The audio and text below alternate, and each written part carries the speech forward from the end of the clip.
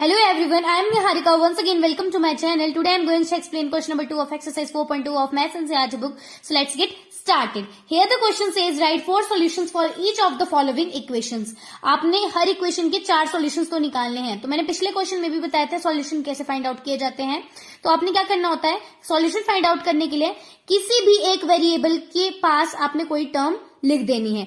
मान लो मैंने x की ले ली टर्म कोई भी, तो आपके इस y का सॉल्यूशन तो आएगा ही, मतलब y की टर्म तो अपने आप फाइंड आउट हो जाएगी. तो इसको चलो हम पहले सॉल्व भी कर लेते हैं.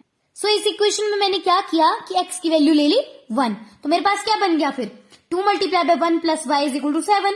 तो y की वैल्यू कितनी आ जाएगी 2 plus y is equal to 7. तो y की वैल्यू आई 7 माइनस 2 5. मतलब एक सॉल्यूशन क्या बन गया. मैंने आपको बताया था सॉल्यूशन कैसे लिखे जाते हैं. इस तरीके से x की वैल्यू पहले लिखी जाती है, y की वैल्यू बाद में लिखी जाती है. तो पहला सॉल्यूशन आ गया 1,5. सेकंड सॉल्यूशन मैंने क्या किया कि x की वैल्यू को इस बार 2 ले लिया. तो x की जगह पे 2 लिख देंगे, हमारे पास बन जाएगा 4 plus y equal to 7. Then y की वैल्यू हो जाएगी 3. अगेन हमारे पास नेक्स्ट सॉल्यूशन क्या आ जाता है 2,3. तो यहाँ लिख देंगे हम 2,3, क्योंकि x की वैल्यू पहले लिख जाता है, y की वैल्यू को बाद में लिखा जाता है. नेक्स्ट में मैंने क्या किया x की वैल्यू को 3 ले लिया. तो x की जगह पे 3 पुट किया तो मेरे पास बच जाता है 6 प्लस वाई इक्वल टू 7 और y की वैल्यू हो जाती है 1. तो थर्ड सॉल्यूशन मेरे पास बन जाता है 3,1. एंड चौथे सॉल्यूशन में अरे जरूरी नहीं है कि हम हर बार जो है x की वैल्यू ही पुट करते जाए. अब इस बार y से करते हैं ट्राई. इस बार हम y की जगह पे 2 पुट कर लेंगे. अब इस बार हमें x की वैल्यू फाइंड आउट करनी है, right. So 2x plus 2 is equal to 7. 2x as it is रहेगा, 2 जो यहाँ पे पॉजिटिव था आरएचएस में जाता ही नेगेटिव में हो जाएगा और हमारे पास आ जाएगा आरएचएस 5. अब x की वैल्यू कितनी हो जाएगी, यहाँ जो 2x मल्टीप्लाई में था आरएचएस में जाते ही डिवाइड में हो जाएगा. तो इसलिए x की वैल्यू आई 5/2, जिसको हम 2.5 भी लिख सकते हैं. तो इस बार क्या आएगा हमारे पास 2.5. x की वैल्यू पहले लिखते हैं ना और y की वैल्यू बाद में, विच इज 2, राइट. ये आ जाएगा हमारे पास सॉल्यूशन. तो 4 सॉल्यूशंस हमने इस पार्ट के निकाल लिए. चलिए बी पार्ट सॉल्व करते हैं now, which is pi x plus y is equal to 9. इसमें आपको पाई की कोई भी वैल्यू पुट करने की जरूरत नहीं है. आप पाई को उसके डिनोट ही कर सकते हो, पाई को उसके टर्म से. जिस तरीके से हम उसको लिखते हैं ना, पाई को हम इस वेरिएबल के थ्रू डिनोट करते हैं, राइट.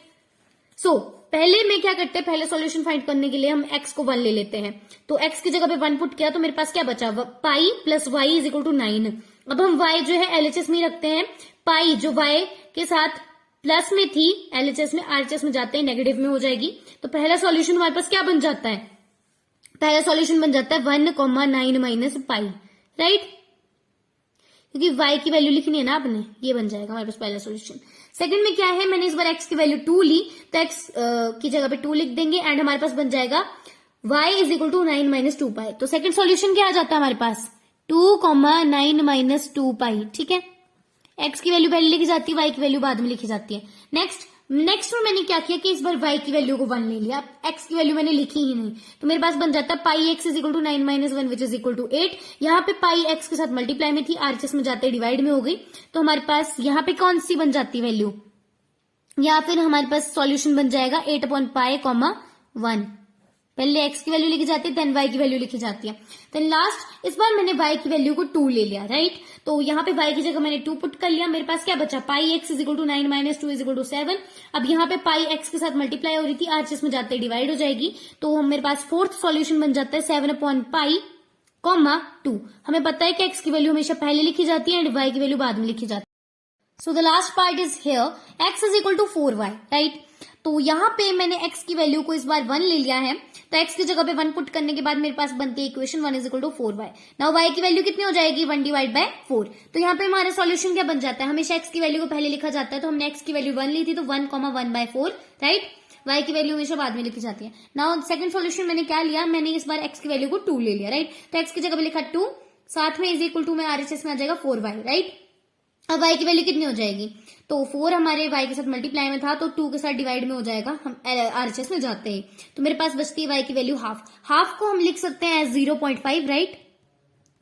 तो मेरे पास क्या बन जाएगा सॉल्यूशन 2,0.5. हमेशा x की वैल्यू को पहले लिखा जाता है, y की वैल्यू को बाद में लिखा जाता है, राइट. थर्ड में मैंने क्या किया, इस बार मैंने y की वैल्यू को 0 ले लिया. इस बार x को नहीं करते हम चेंज, इस बार y को कर लेते हैं. तो y की वैल्यू इस बार मैंने 0 ले ली थी. मेरे पास इक्वेशन बनती है x is equal to 4 multiply by 0। यहाँ y की वैल्यू को मैंने 0 लिया, राइट। तो x की वैल्यू कितनी हो जाएगी 0। तो यहाँ हमारा थर्ड सॉल्यूशन बनता है 0,0 एंड लास्ट में मैंने क्या किया, put y is equal to 1। इस बार मैंने y की वैल्यू 1 ली है, तो y की जगह पे मैंने 1 प्लेस कर दिया। मेरे पास क्या बन जाता है, x is equal to 4 multiply by 1, यानी x की वैल्यू हो जाएगी 4। तो मेरे पास लास्ट सॉल्यूशन बन जाता है 4,1। So this was the last part of this question. For more videos please subscribe my channel and stay tuned till then, bye bye.